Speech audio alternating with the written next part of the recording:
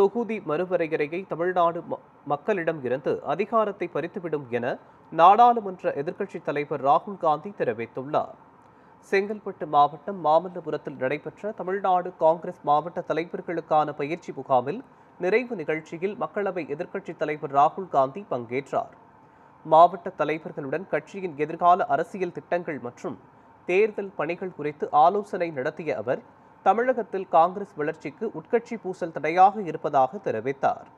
கட்சி நிர்வாகிகளை அரவணைத்து செயல்படாத தலைவர்களுக்கு காங்கிரஸ் கட்சியில் இனி இடமில்லை என்றும் ராகுல் காந்தி கூறினார்.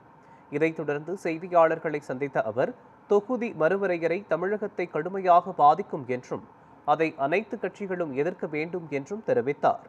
மேலும் தொகுதி மறுவரையறையை ஆதரிப்பவர்களை எட்டப்பர்கள் எனவும் கடுமையாக சாடினார்.